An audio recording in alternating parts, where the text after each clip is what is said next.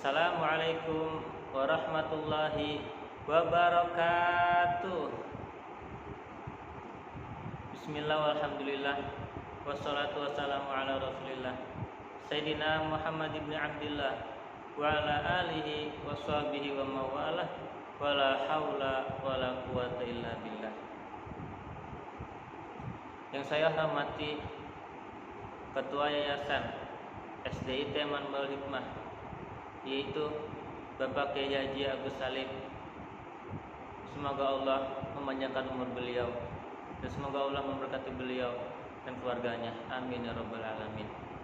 Yang saya hormati juga yaitu Ibu Kepala Sekolah kita, yaitu Ibu Nurul Fadilah. Semoga Allah memberkati beliau. Amin ya rabbal alamin. Dan begitu juga para dewan guru yang saya hormati, rekan-rekan guru SDIT Manbaul Hikmah yang saya hormati, dan begitu juga para murid-murid kakak, murid-murid kami semua, murid siswa-siswi SDIT Manbaul Hikmah yang sangat kakak banggakan, dan orang tua para wali murid yang saya hormati. Alhamdulillah, segala puji kita haturkan kehadirat Allah Subhanahu wa taala yang telah memberikan kita segala macam nikmatnya, yaitu nikmat iman, Islam, wa kadzalika nikmat sehat dan afiat, sehingga dengan nikmatnya tersebut kita masih bisa merasakan nikmatnya hidup dengan agama Islam ini, sehingga kita masih bisa untuk belajar dan mengajar, sehingga kita masih bisa untuk mencari nafkah untuk keluarga kita. Dan salawat serta salam tidak lupa kita haturkan selalu kepada junjungan kita, yaitu Nabi besar kita, Nabi Muhammad sallallahu alaihi wasallam, Nabi yang telah membawa kita minaz zulumati ilan nur, dari kegelapan ke cahaya, dari zaman jahiliyah, zaman kebodohan, zaman di mana orang-orang di sana tidak mengerti apa-apa, tidak mengerti tentang kebenaran, meskipun salah tetap dipertahankan. Itu zaman dulu. Berkat Nabi Muhammad kita dibawa dari zaman jahiliyah ke zaman yang penuh dengan ilmu, cahaya ilmu ini, sehingga kita bisa membedakan mana yang hak, mana yang benar, dan mana yang salah. Alhamdulillah. Nah, anak-anak yang kakak banggakan, alhamdulillah, sekarang kita telah memasuki bulan yang sangat mulia, yaitu bulan Rabiul Awal, bulan dilahirkannya Nabi kita, Nabi Muhammad sallallahu alaihi wasallam. Coba ayo, ada yang tahu nggak Nabi Muhammad lahir bulan apa, tanggal berapa? Ayo. Nah, iya betul, Nabi Muhammad lahir bulan Rabiul Awal tanggal 12 tahun berapa?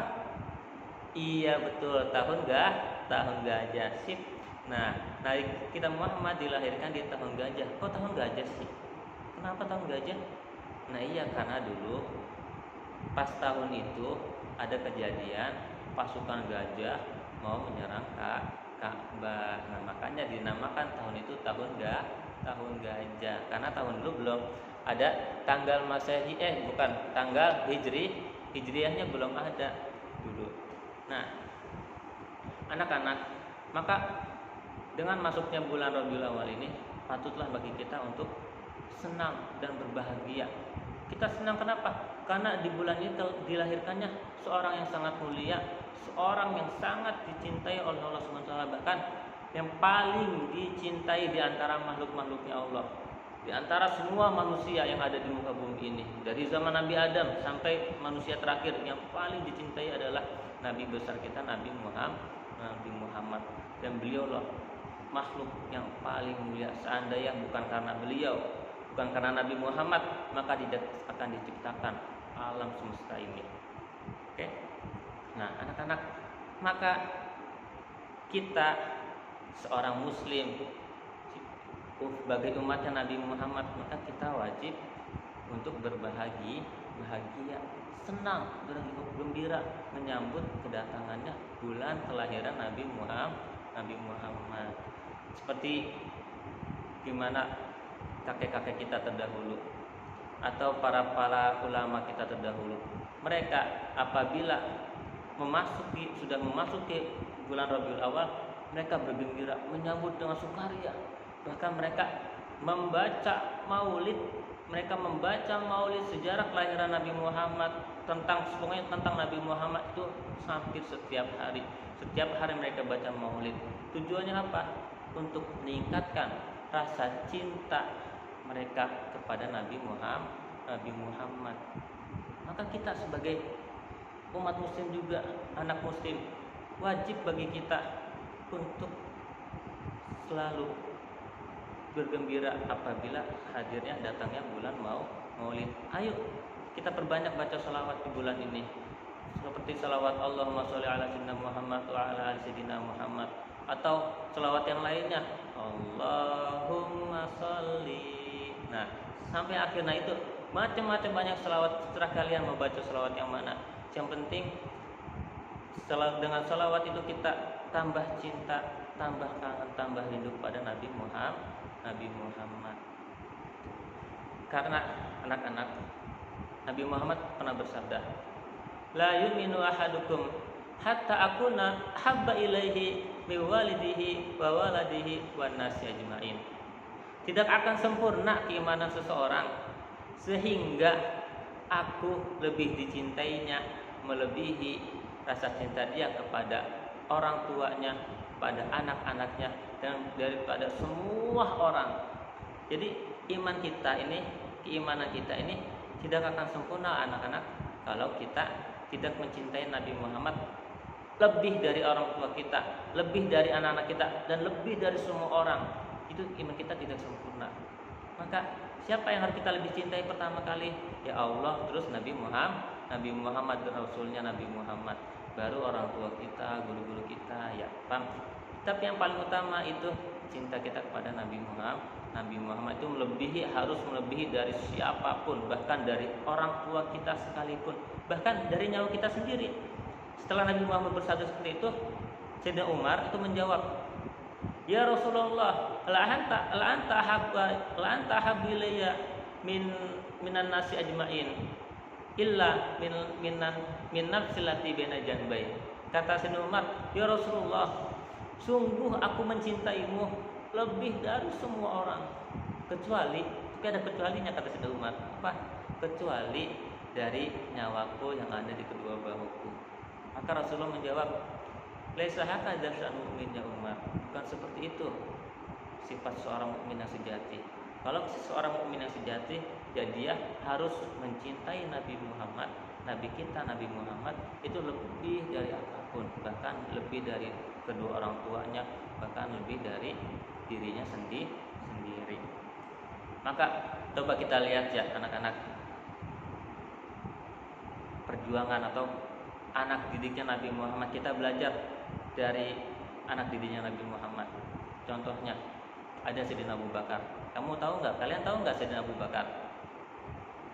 Beliau khalifah yang pertama atau pemimpin umat kaum muslimin setelah Nabi Muhammad meninggal. Itu siapa yang pertama?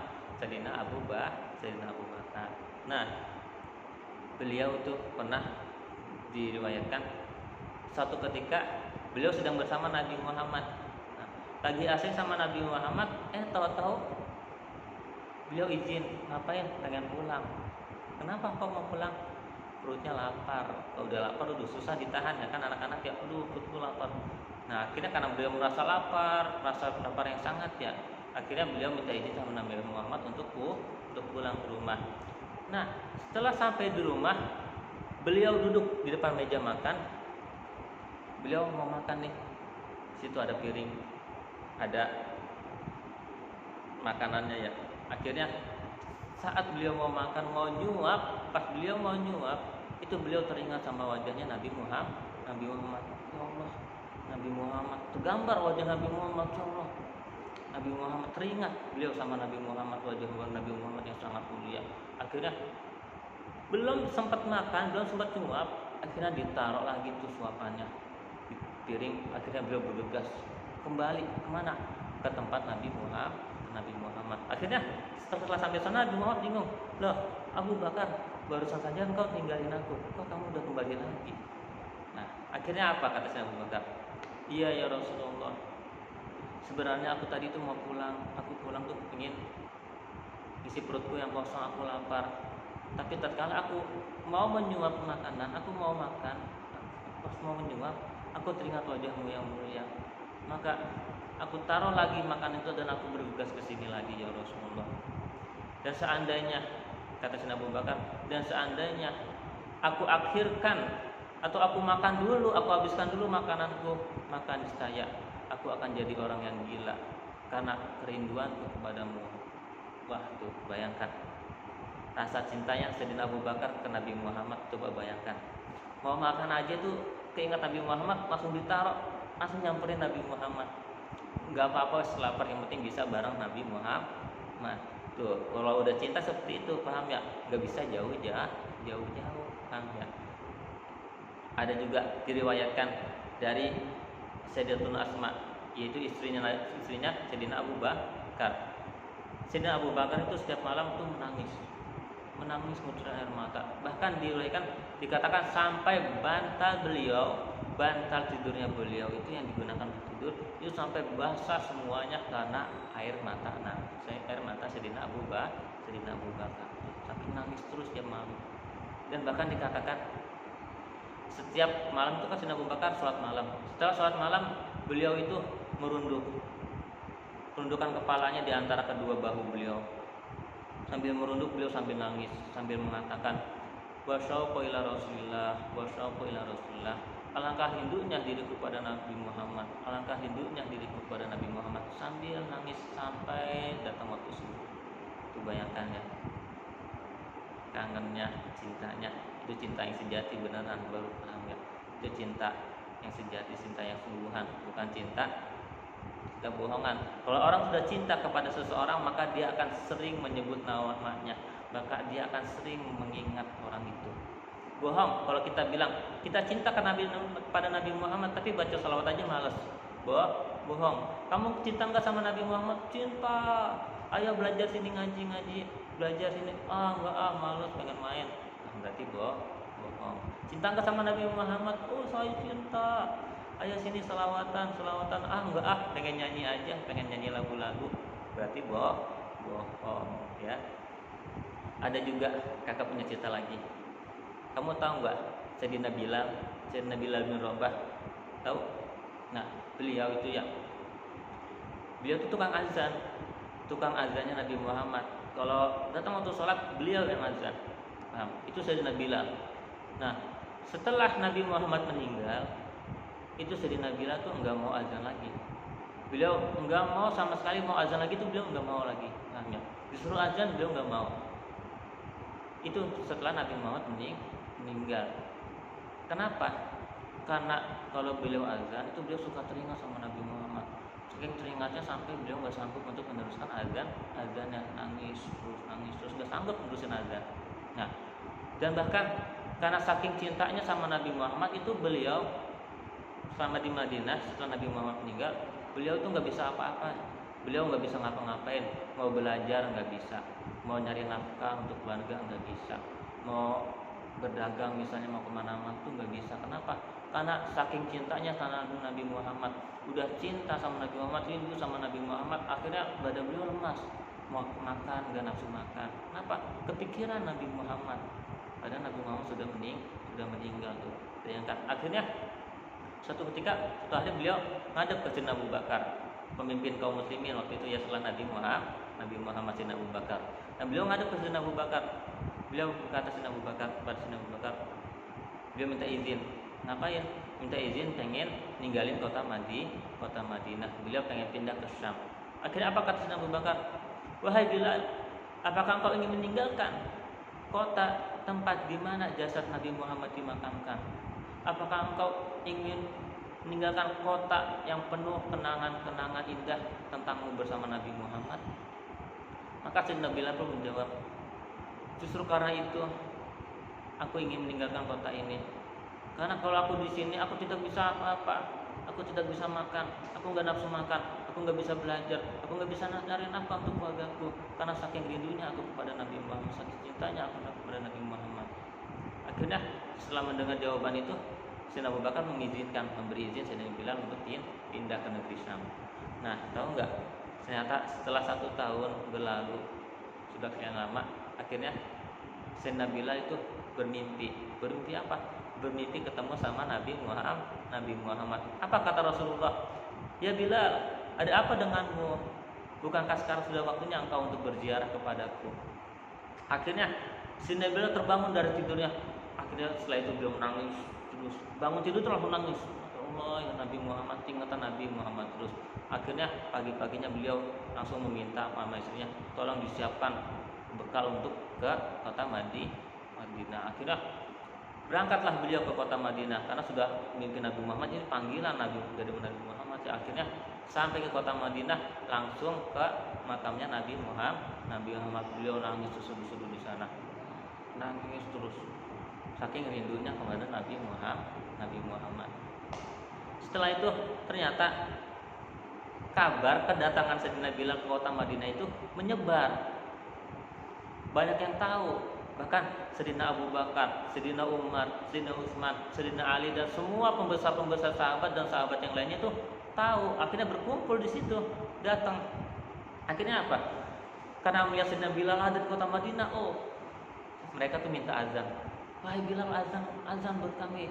Termasuk waktu sholat, mereka para sahabat minta Sayyidina Bilal untuk azan. Tapi tahu nggak apa? Ternyata Sayyidina Bilal nggak mau.